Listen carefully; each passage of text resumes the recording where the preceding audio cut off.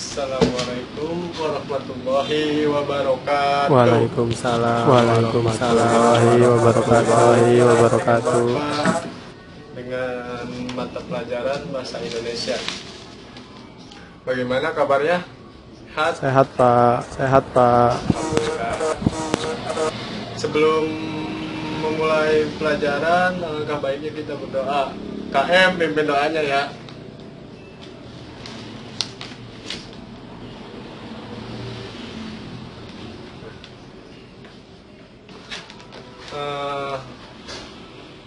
Bapak ingin sedikit mengingat materi minggu lalu. Ada yang masih ingat materi minggu lalu itu apa? Ya, teks eksplanasi. Ada yang masih ingat teks eksplanasi itu apa? Sudah, Bapak ingin sedikit mengingat materi minggu lalu. Teks eksplanasi merupakan suatu teks peristiwa atau kejadian yang menghubungkan sebab dan akibat, baik itu peristiwa alam, ilmu pengetahuan, sosial, dan budaya. Materi minggu ini Bapak akan menjelaskan mengenai teks berita.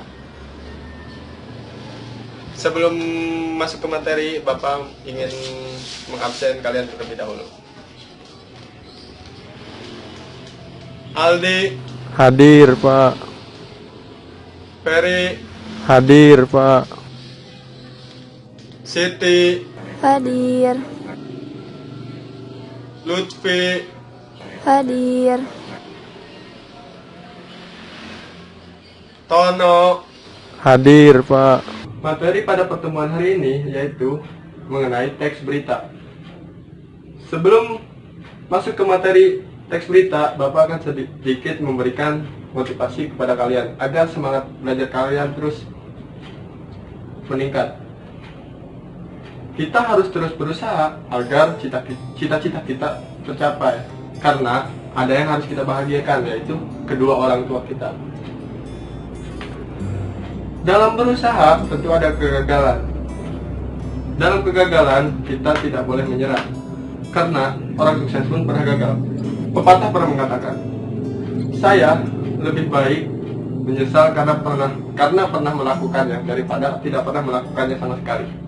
Itu artinya kalian harus terus mencoba, dan ketika gagal kalian terus mencoba. Kita langsung masuk ke materi hari ini, yaitu teks berita. Ada yang sudah tahu materi teks? Ada yang sudah tahu teks berita itu apa?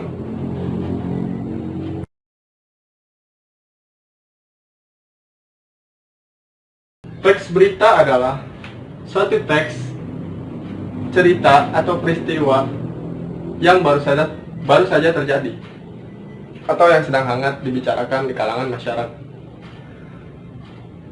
Ada yang harus kita ketahui dari teks berita, yaitu unsur, struktur, dan kebahasaan.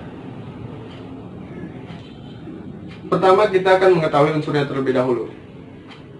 Unsur teks berita ada 6, yang biasa kita sebut 5W plus 1H. Yang sudah tahu 5W plus 1H? Ya, 5W plus 1H yaitu terdiri dari what? Apa yang sedang dibicarakan pada peristiwa tersebut. Kemudian who,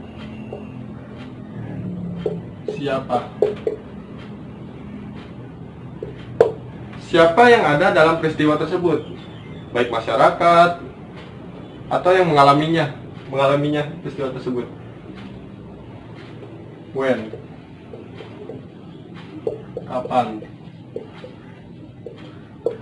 kapan peristiwa tersebut terjadi. Kemudian where, di mana. Di mana peristiwa tersebut terjadi. Kemudian ada why, mengapa. Mengapa peristiwa tersebut bisa terjadi. Terus yang terakhir ada how, bagaimana.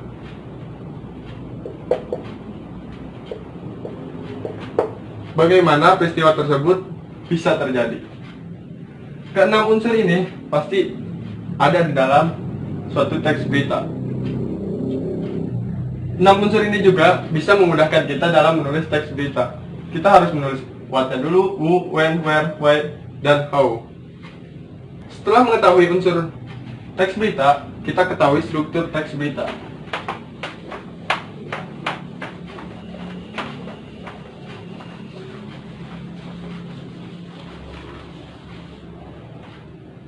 Struktur teks berita ada 3, yaitu terdiri dari orientasi, peristiwa, dan sumber berita. Orientasi. Orientasi merupakan pembuka atau pembuka dari suatu teks. Awalan istilahnya. Pembuka. Kemudian setelah orientasi ada peristiwa. Peristiwa merupakan isi dari berita tersebut yang menggambarkan kejadian yang dinarasikan seperti apa berita tersebut. Kemudian setelah peristiwa ada sumber berita.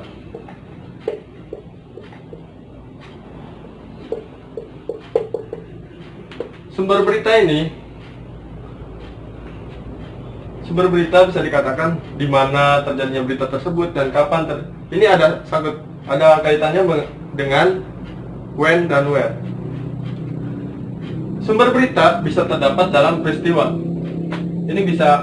Sumber berita bisa masuk ke sini.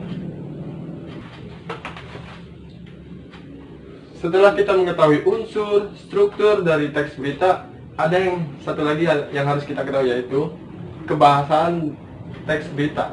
Kebahasaan teks berita terdiri dari 5. Yang pertama ada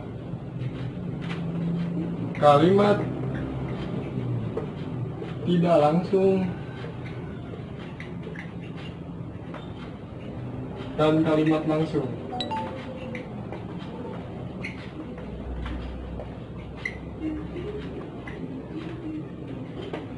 Kalimat tidak langsung, kalimat yang ditulis oleh si penulis.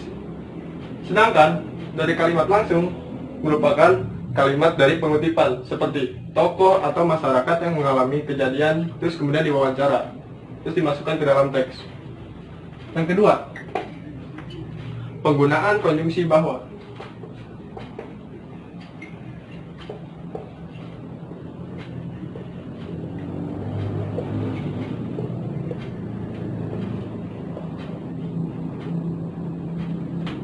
Dalam setiap berita pasti ada penggunaan konjungsi bahwa. Sebab penggunaan konjungsi bahwa ada kaitannya dengan kalimat langsung, yaitu pengutipan.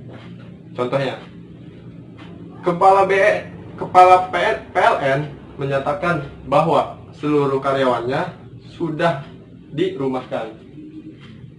Yang ketiga, penggunaan kata kerja mental.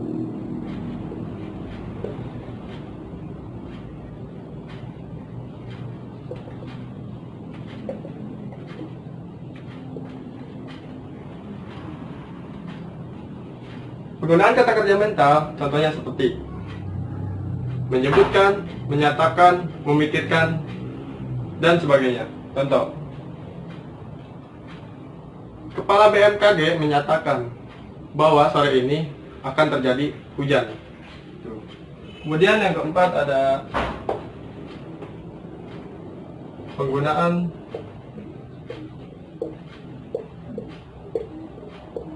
fungsi keterangan waktu.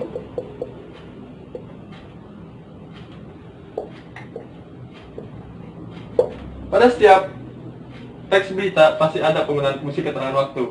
Contohnya seperti, sekitar pukul 12 tadi telah terjadi kebakaran di pasar.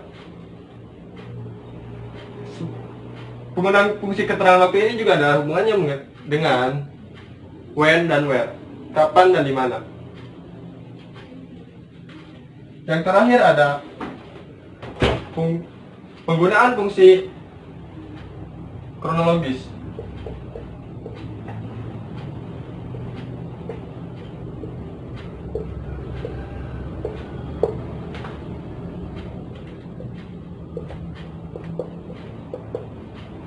Penggunaan fungsi kronologis